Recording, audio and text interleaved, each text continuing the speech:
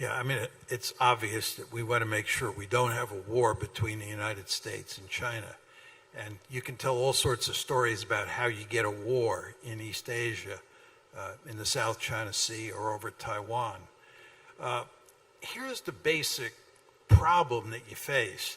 The basic problem is that anytime you get into a security competition involving countries like the United States and China, each side is trying to take advantage of the other side. They're competing for power.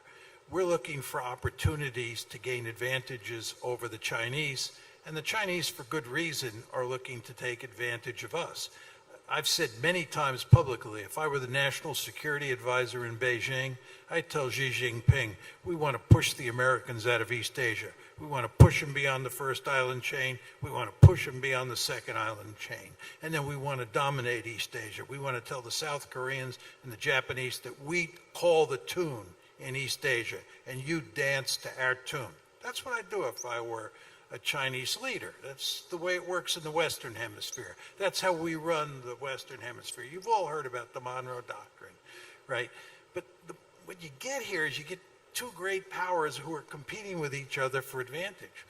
When I was young, we used to talk about containment. You all know George Kennan was the father of containment. Then I came to realize, reading Bruce Cummings' work, you all know Bruce Cummings, I'm sure, who's one of the great Korean experts in the United States. But he taught me that the United States not only engaged in containment, we engaged in rollback. Rollback. And the first example of rollback was when we crossed the 38th parallel in 1950, right? We were trying to roll back the Soviets during the Cold War, right? So the problem that you face in the U.S.-China competition is the United States won't merely be concerned with containment, it'll be interested in rollback. And I don't have to tell you that the mere mention of the word rollback tells you there's potential trouble. Now, just to get to the management side of the story, the upside, and it's a qualified upside, is we're talking about two countries that have lots of nuclear weapons. And you all know what happens if nuclear weapons get used. Not good things. So we have a very powerful incentive to make sure that we don't get into a crisis, and that if we do get into a crisis, we manage it because of nuclear weapons.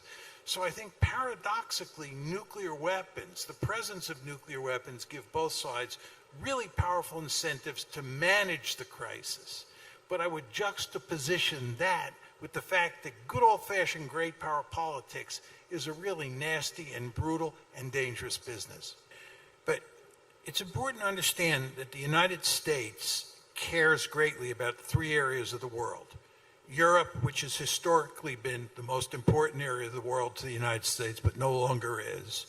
The Middle East, and here mainly the Persian Gulf. And then three, East Asia. And East Asia is the most important of the world, part of the world for the United States strategically today because of the U.S.-China competition.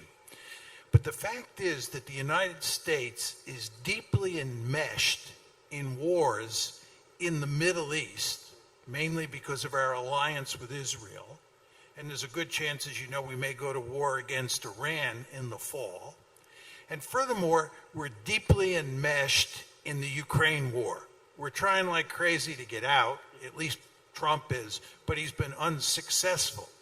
The fact that we're enmeshed in the Middle East and we're enmeshed in Europe means that the last thing we want is a crisis in East Asia.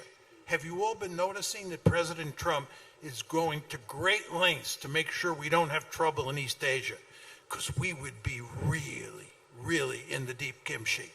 And the reason is that we have all sorts of military liabilities vis-a-vis China in terms of our force structure here, because we haven't paid enough attention to building up our force structure. Plus, we're pinned down in East Asia, in Europe and in the Middle East. So I think that one could make an argument for the foreseeable future. It's likely that there won't be a major crisis in East Asia, and that is all for the good.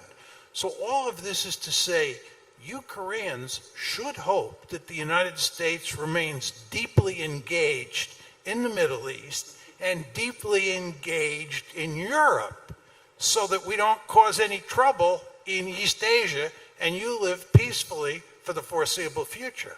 I, as an American, have a deep-seated interest in greatly reducing our presence in the Middle East, getting out of the Ukraine conflict so we can concentrate on containing China.